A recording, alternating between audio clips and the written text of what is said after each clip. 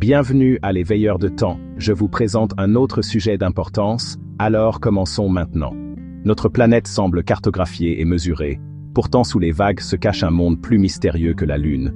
L'océan profond, et en son cœur, la fosse des Mariannes.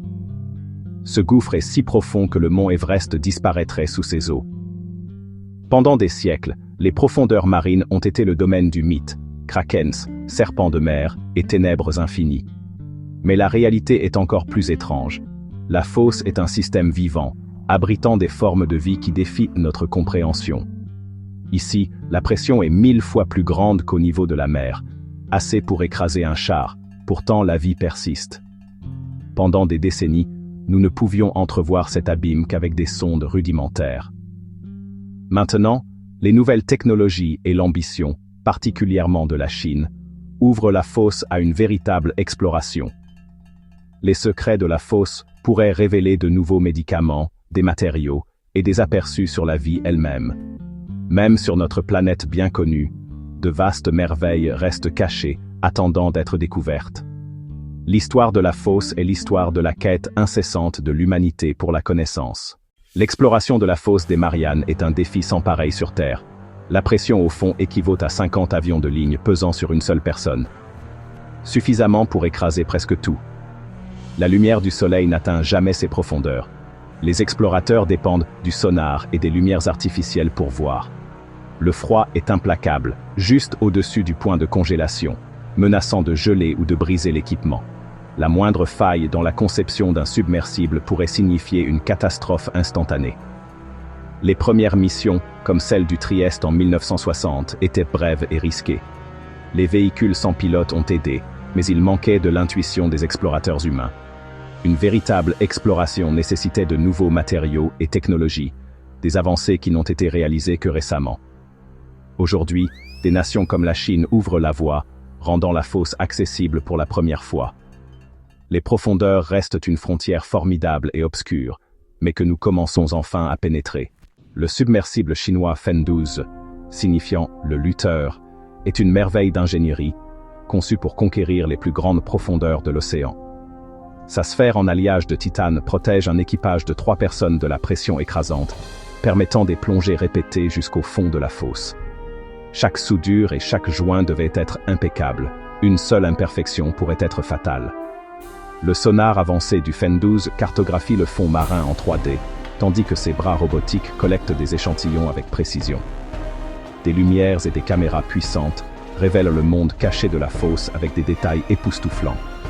Ce submersible a effectué des dizaines de plongées réussies, établissant la Chine comme un chef de file dans l'exploration des grands fonds marins.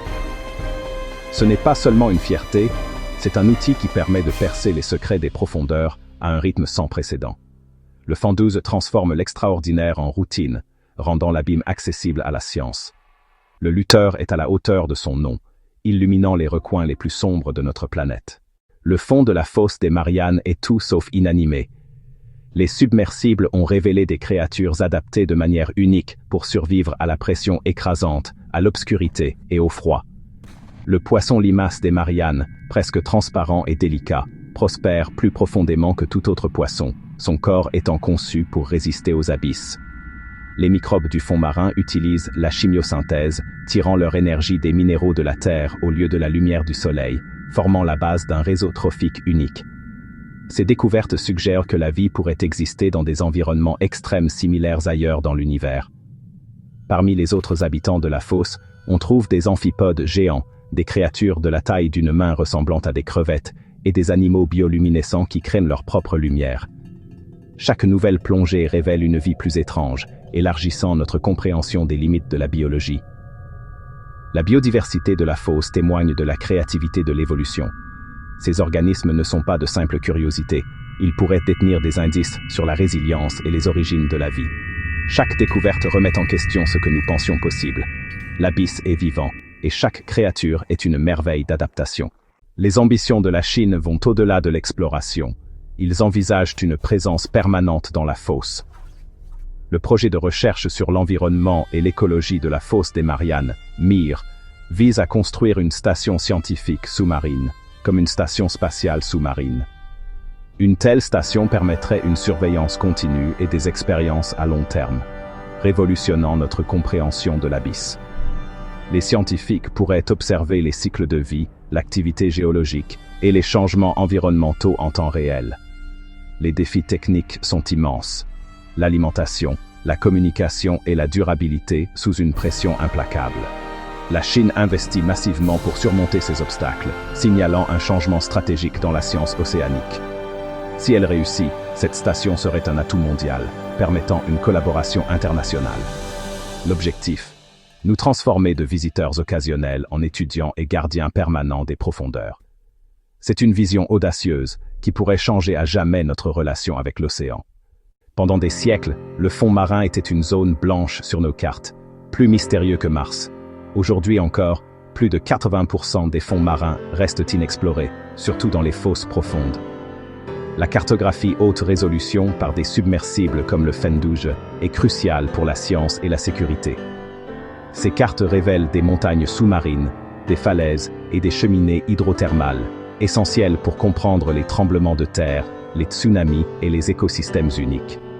Des cartes détaillées guident les submersibles, préviennent les accidents et aident à cibler les missions scientifiques. La cartographie est également vitale pour la pose de câbles sous-marins et l'identification de ressources précieuses. À mesure que les nations investissent dans la cartographie, elles acquièrent à la fois des connaissances scientifiques et un avantage stratégique. Cartographier les abysses est le fondement de toute exploration et gestion des fonds marins. Ce n'est qu'en connaissant le terrain que nous pourrons réellement comprendre et protéger ce monde caché. Les fonds marins sont un trésor potentiel, riches en métaux essentiels aux technologies modernes. Les nodules polymétalliques et les terres rares du fond marin pourraient alimenter nos futurs appareils. Mais l'extraction de ces ressources menace des écosystèmes fragiles et à croissance lente qui pourraient ne jamais se remettre d'une perturbation. L'autorité internationale des fonds marins est confrontée au défi d'équilibrer le gain économique et la protection de l'environnement. La Chine, en tant qu'acteur majeur, est au centre. Le dilemme: rechercher la richesse ou préserver la dernière nature sauvage immaculée. Le coût environnemental de l'exploitation minière des fonds marins pourrait être irréversible. Nous devons étudier les impacts en profondeur avant d'agir. Les décisions que nous prenons maintenant résonneront pour des générations. Les fonds marins testent notre sagesse en tant que gardiens de la planète. Les formes de vie extrêmes de la fosse pourraient détenir les clés de percée en médecine et dans l'industrie. Les microbes d'ici produisent des enzymes qui fonctionnent sous haute pression et à froid, potentiellement utiles pour les détergents, la transformation alimentaire et le nettoyage de la pollution. Les créatures des grands fonds, comme les éponges et les coraux, créent de puissantes défenses chimiques, certaines prometteuses comme antibiotiques ou médicaments contre le cancer. Avec la résistance aux antibiotiques qui augmente, les grands fonds pourraient être une source vitale de nouveaux médicaments. Chaque échantillon rapporté est une découverte potentielle. Les scientifiques chinois examinent activement les organismes de la fosse pour leur potentiel biomédical. Mais nous ne pouvons pas bénéficier de ce que nous détruisons. La conservation est essentielle. Les grands fonds sont une pharmacie naturelle et une bibliothèque génétique. La protéger pourrait être la clé pour résoudre les crises futures. L'étude de la vie dans la fosse offre des indices pour trouver de la vie au-delà de la Terre. L'obscurité et la pression de la fosse et le froid reflètent les conditions sur des lunes comme Europa et Encelade. Si la vie y prospère, elle pourrait exister dans des océans extraterrestres, alimentés par la chimie et non la lumière du soleil. Les cheminées hydrothermales sur Terre nous apprennent ce qu'il faut chercher sur d'autres mondes. Chaque découverte dans la fosse élargit notre compréhension des endroits où la vie pourrait exister. La fosse est notre meilleur laboratoire pour l'astrobiologie. L'exploration des profondeurs de la Terre nous prépare à la recherche parmi les étoiles. Le voyage vers le fond est un pas vers d'autres mondes.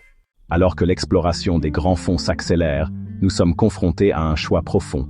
Explorer et exploiter, ou explorer et protéger. La fosse est à la fois une opportunité et une responsabilité. Ce que nous faisons maintenant façonnera l'avenir des derniers lieux sauvages sur Terre. La concurrence entre les nations peut stimuler l'innovation, mais aussi risquer des décisions hâtives et dommageables. L'océan profond est un système global, son destin nous affecte tous. La coopération internationale est essentielle. Aucune nation ne peut ou ne devrait s'y aventurer seule. Le partage des données et la science collaborative nous aideront à gérer ce royaume précieux avec sagesse. Les profondeurs sont le patrimoine commun de l'humanité, et leurs secrets appartiennent à tous. Nous devons favoriser la diplomatie scientifique et la gérance responsable. Notre voyage dans la fosse reflète notre curiosité, notre ingéniosité et notre capacité à la fois de créer et de détruire. L'avenir des profondeurs dépend de notre sagesse et de notre humilité. En découvrant leurs secrets, nous pourrions en apprendre autant sur nous-mêmes que sur le monde d'en bas.